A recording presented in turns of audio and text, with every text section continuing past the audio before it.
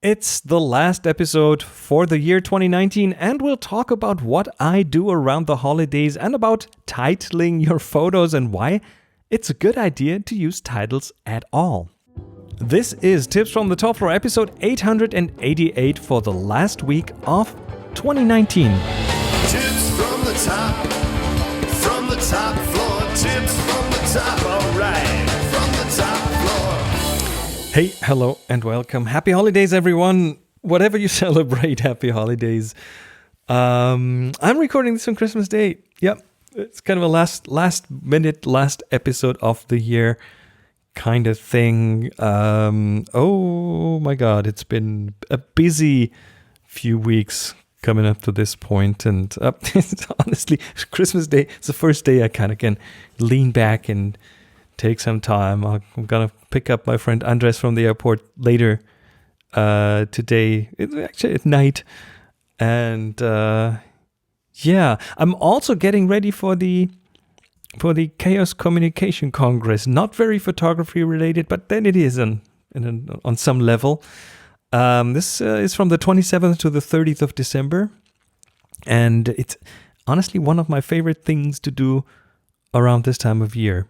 And it's an interesting event because originally it was started. It's by the Chaos Communications Club, the German hacker group, and originally it was kind of a hacker congress, and like on the computer side. And while it's still kind of centered around computers, it has also evolved into this amazing platform for we're talking 17,000 people or more in this place, and it's kind of this platform for discussing ethics and society and politics and security and art and hardware and making.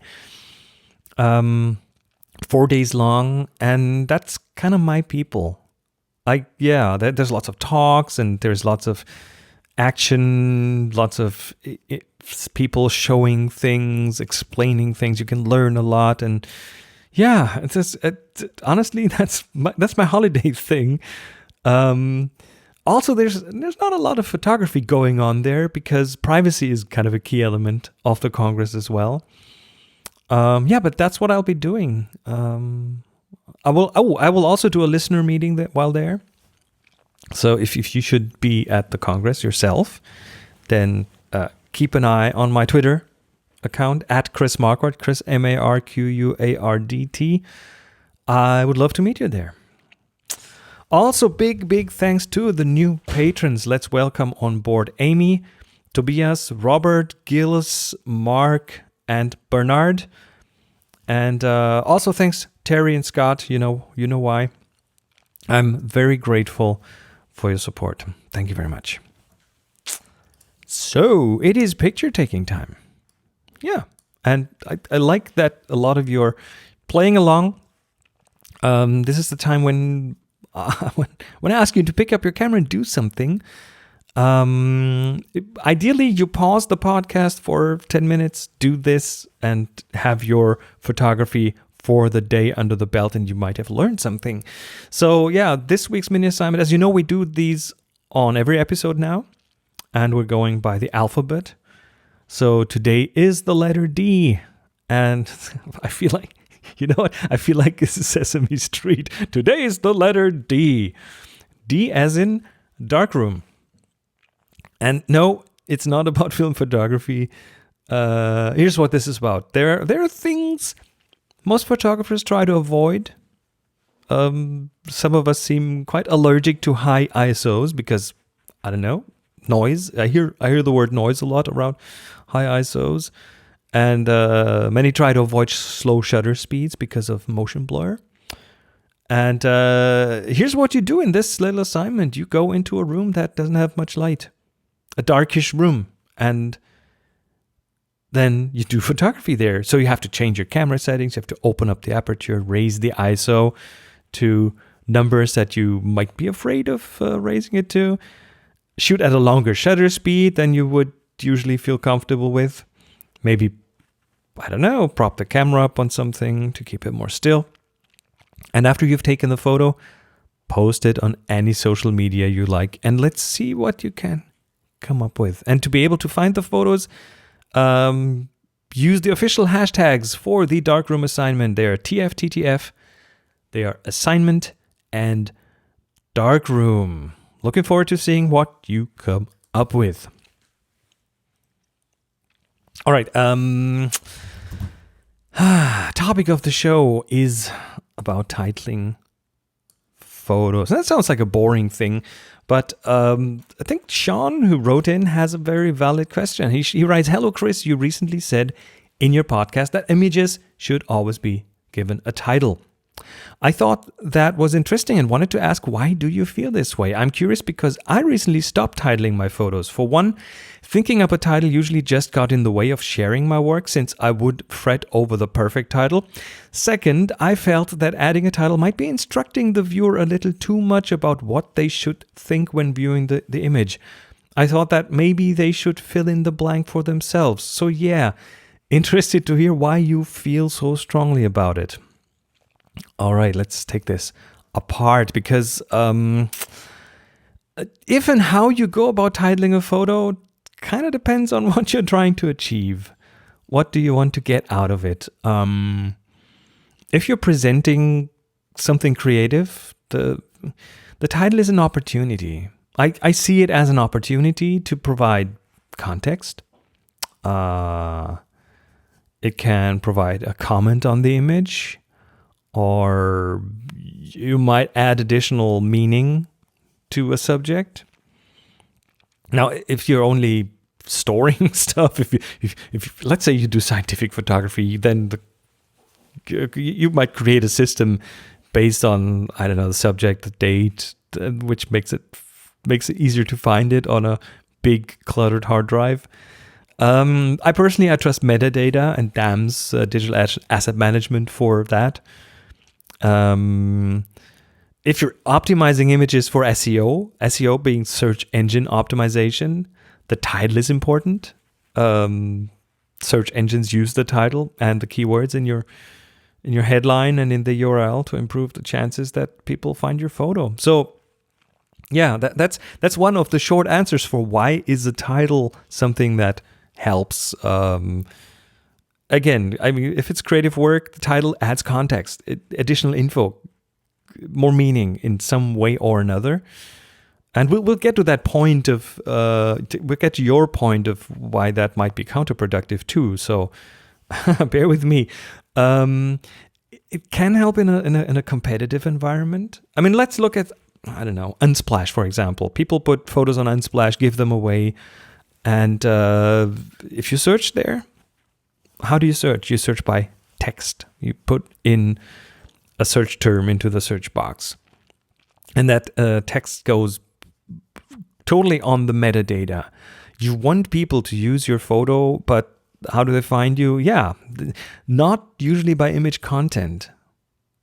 Now, there are exceptions. I mean, Google Images indexes content, Flickr indexes content. So in simple ways, you can find things like cat, dog, house, bridge. Flickr auto tags that, Google Images auto tag those. So yeah, that helps. But in general, it's often not enough information. So people will search for specific things. And if you have that in your metadata and especially also in the title, then that could help. But yeah, I always come back to that big SEO opportunity that a title gives you, because search engines, yeah, they don't typically look at what's in an image. They look at the text and or even stuff written on a website nearby the photo. Yes, the title is near the photo often, right? And that's what Google takes into account. The distance, the physical distance of the text to the photo is an indicator for them. So if your goal is for people to find your pictures, title is an important element. If you publish somewhere, like let's say you shoot for a magazine or a book or something, a title is almost a requirement. It really helps the whole process. But in general, I would condense it down to findability. That's the term, findability. That people want to find your photos, or you want to be found, then title Use the title.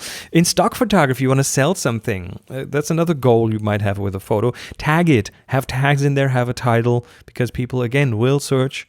And maybe the stock agencies do some content recognition, but it's not there yet to be really good. Now, of course, when I say I don't like pictures that don't have a title, let me be a bit more specific, because I think I really never said that I don't like untitled pictures. What I say is that I don't like pictures with default titles, because from an artistic point of view, I don't mind an untitled image at all. I fully acknowledge that there is a risk of influencing the audience into interpreting your image. I mean, just as an example, okay, let's say you show a photo of a person looking down, and the viewer will interpret this in very different ways if you title it, let's say, lonely, or if you title it concentration, or if you title it before the fight, or I don't know. There's so many different ways to title a photo. So not having a title is an option, and it's a very, very valid option. Not having a title on a photo is totally fine. What I don't like is if your image is titled something along the lines of img_5941.jpg, which is the file name. And many photo sharing platforms default to the title, to the file name. So if you upload something on Flickr, then Flickr knows that title is important, but you didn't give it any, so it uses the file name. And then then you end up with titles that I cannot deal with. Good to me, that it kind of shows a lack of care, you know. Even almost a lack of respect for your own art, and that's what rubs me the wrong way. You've taken care in making that photo. You've spent at least some effort composing it. I don't know, getting the exposure right, maybe exposure compensating, maybe getting the white balance right. Maybe you even opened your photo in an image editor and fixed, I don't know, color cast and adjusted some of the contrast and maybe cropped it a little. And then you dropped the ball when presenting it.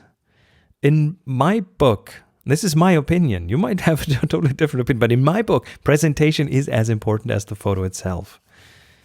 And of course, again, that entirely depends on the photo and on the circumstances.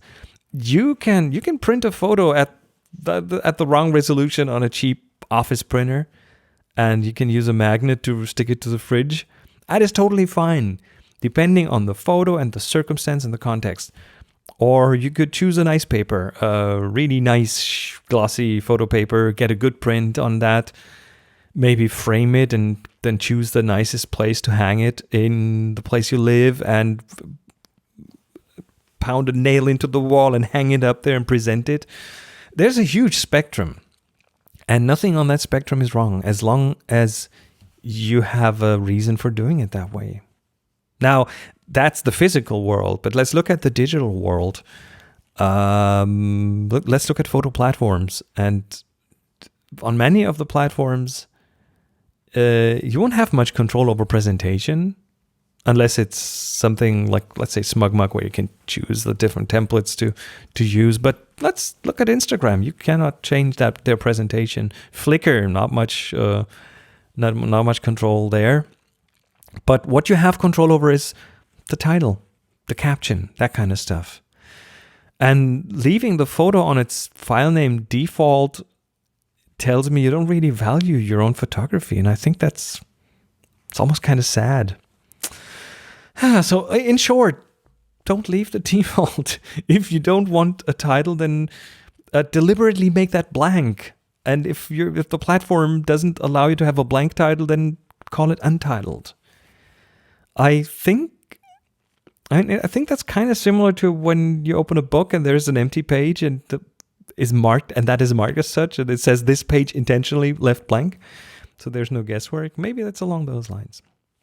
All right, having that out of the way, you wrote that it's kind of hard to find the ideal title and you fret over that. So let's say you want to give your photo a title, but how do you choose one? Because If you've ever tried titling titling your photos, you will have found that that's harder than you think. Hey, let me say a quick thank you to this week's sponsor, Acuity. Acuity is the online scheduling assistant that works 24/7 behind the scenes to fill your calendar. A hands-off scheduling experience means you'll have more time to keep your hands on your camera. First, clients can quickly view your real-time availability and self-book their own appointments, reschedule with a click, and even pay online. From the moment clients book with you, Acuity offers support by automatically sending personalized booking confirmations and text reminders, which is super helpful when you're shooting off the grid and don't have time for any email ping pong. Acuity also collects everything you need to know about your client as soon as they book by asking them to fill out customizable intake forms when scheduling, keeping all of their information neat and tidy in one place. And the online assistant helps you reach clients where they already are on social media. With your Facebook business page or Instagram's booking button, your next client is only a click away. Save yourself from the day-to-day drudgery of having to keep up with your clients and your busy schedule by using Acuity Scheduling. Right now, you can get 45 days of Acuity Scheduling absolutely free, no credit card required, by going to acuityscheduling.com/topfloor. That's acuityscheduling.com/topfloor. And also big thanks to this week's sponsor, HoneyBook. It's what you've always dreamed of, your own business. You have no boss, you are the boss. But reality check, running your own business is hard, and thankfully, HoneyBook makes it easy. HoneyBook is an online business management tool that organizes your client communications, bookings, contracts, and invoices all in one place. It's perfect for freelancers, entrepreneurs, or small business owners that want to consolidate services they already use, like QuickBooks, Google Suite, Excel, and MailChimp. With HoneyBook, you can automate your busy work. They have easy-to-use templates for emails, proposals, brochures, and invoices. They also have e-signatures and built-in automation to save you time and get you paid faster.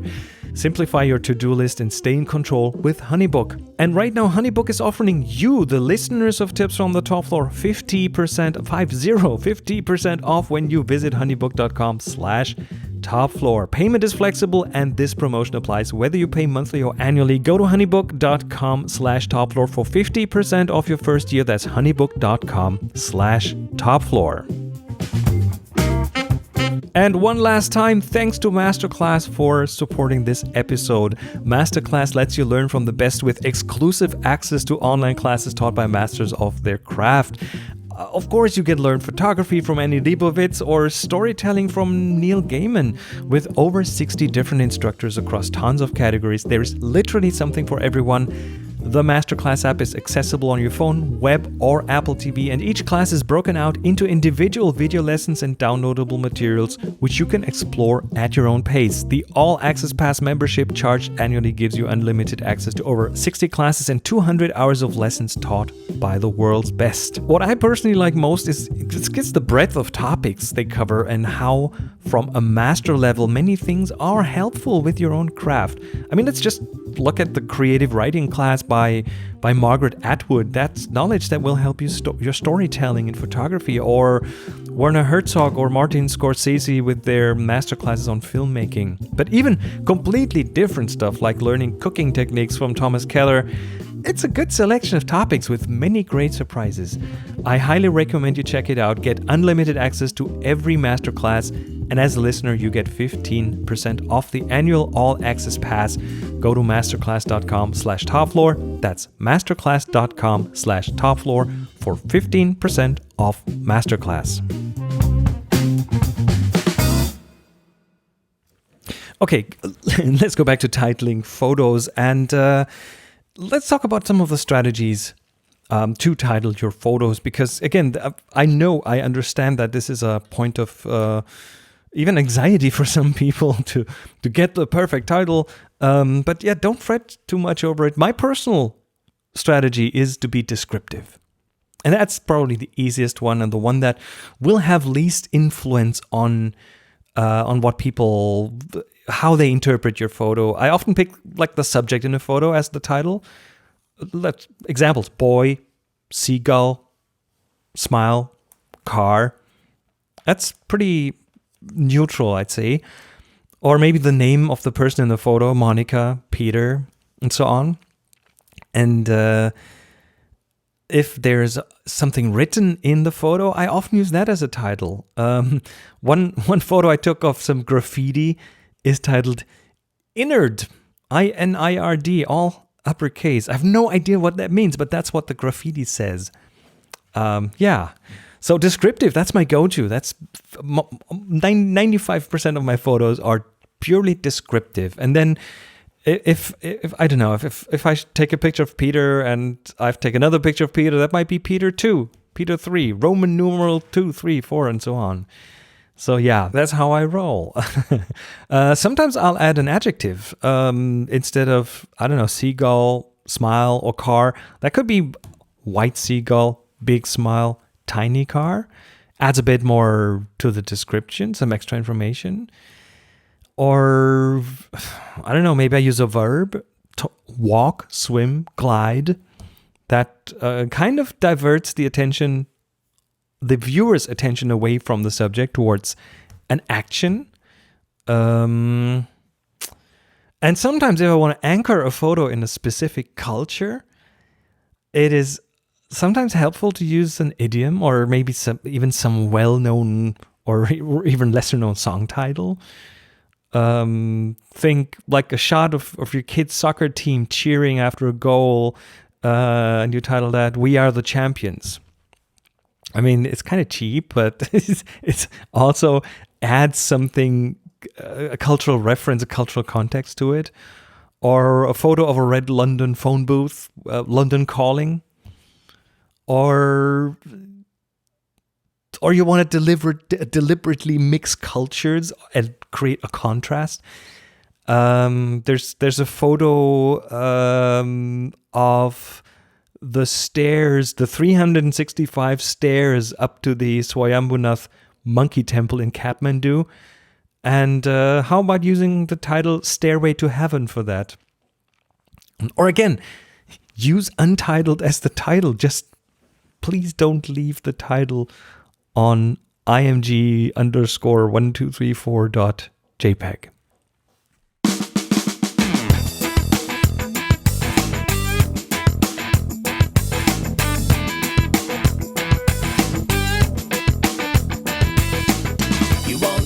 And that was it for this week, for this year. 2019 is over, and thanks again to everyone, this week's sponsors, Acuity, Honeybook, and Masterclass.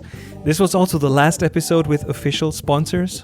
I'm working on finding an alternative ad agency that values my listeners' privacy, but so far I wasn't too successful there. So that means an even bigger thank you to all of you wonderful, amazing people who support this show on Patreon. You are great. Here's the list, the updated list of names. Chris Hicks, N. Kyung, Jeremy Kervin, Matt Armstead, Peter Morrow, Roger Nadel, Peter M. Spradling, Jeffrey Block, Alex Crozo, Amy Brooks, Bernard Goldberg, Bernard Kelly, Daniel Hertrich, Doug Gabbard, Philip Vele, Jared Leger, Jacob Lolch Peterson, Ken Davidson, Leslie Ridland, Marco Binder, Scott Henry, Scott Wurzel, Tom Stewart, Wayne Batzer, Aaron Pinasov, Robert Guillory, Stu Silberman, Alan Bruce Horn, Andrew B., Andy, Anthony, Bill Betten, Carol, Como, Chad Lake, Clark Chandra, Colin Oatley, Dane Nieder, Daniel Goldberg, Dave Smith, David Austin, David Recht, Earl Grad, Francesco Scaglione, Frank Gillis, Greg Anastasi, Hank Schiffman, Holger Krupp, James Trimble, Jeffrey Johnson, Jim Caldwell, John Donahue, John Floyd, Josh Hopko, Just Me AMR, Ken Berrien, Kyle Nishioka, Manuel Pardo, Mark Overstreet, Marvin Aaron, Michael Grunert, Nicholas Curry, Norske, Rob Duba, Rob Jemmett, Robert Goshko, Robert François Malon, Ryan Gillio, Sid T, Sinafat, Steven Sandler, Tobias Wolf, Toby, Thomas, Nielsen, Trevor Palmer, and Woody. I love this list being so long. Thank you all so much. What you do really counts. So yeah, and of course, if anyone else feels like this is something you'd like to do, join this wonderful group of Patreon supporters at tfttf.com/Patreon. Music for the show by Jeff Smith, silent partner and HP Gagarud. Publishing and Slack challenges by Release Pixie, Matt Ressiter Armstead, Slack invitations by Chief Invitation Officer CIO Rusty Russ. The link to get on the Slack is in the show notes, or just type in tfttf.com/yslack, WHYSLACK.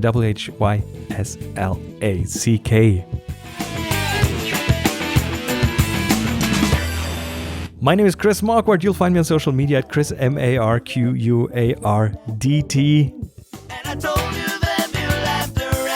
Now go out and take amazing photos, share them with the world, be nice to each other, and happy shooting.